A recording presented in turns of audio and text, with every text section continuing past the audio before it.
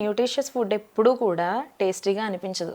Okay. వాళ్ళు అందుకే ఈ స్వీట్ రివార్డ్‌నే కోరుకుంటూ ఉంటారు ఎప్పుడు గూడా. ఎందుకు? చాలామంది అంటూ ఉంటారు, మనం కూడా తిన్నాం కదా! కానీ ఇప్పుడే పిల్లలకి బిహేవియరల్ ఇష్యూస్ ఎందుకొస్తున్నాయి? అవి కనిపెట్టింది, తయారు చేసేది మనం తినడానికే కదా! అని చాలామంది వాదిస్తారు. కరెక్టే. కానీ మనం చిన్నప్పుడు ఒక చాక్లెట్ తినాలి అనుకోండి, ఒక చాక్లెట్ కొనుక్కోవాలి అంటే ఒక 4, 5 డేస్ డబ్బులు దాచుకొని ఒక పెద్ద అప్పుడు చాక్లెట్ కొనుక్కునేవాళ్ళు. కొనుక్కునేవాళ్ళం. అది కూడా మన చుట్టూ ఉన్న ఫ్రెండ్స్‌తో షేర్ చేసుకొని తినేవాళ్ళం.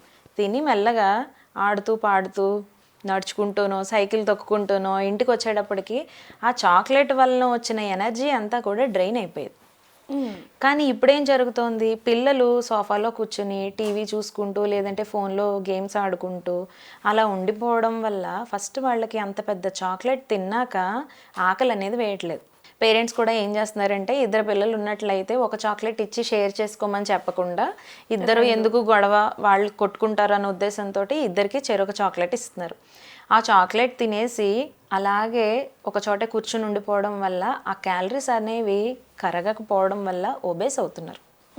ఫస్ట్ థింగ్, అంత షుగర్ ఎప్పుడైతే కడుపులోకి వెళ్తుందో స్టమక్ ఫుల్గా అనిపించి ఆకలేయట్లేదు, అన్నం తినట్లేదు. ఎప్పుడైతే బ్రెయిన్ డెవలప్మెంట్కి కావలసిన న్యూట్రిషన్ మన బాడీకి అందదో, ప్రాపర్గా స్లీప్ ఉండదు, వాళ్ళ గ్రోత్లో వచ్చే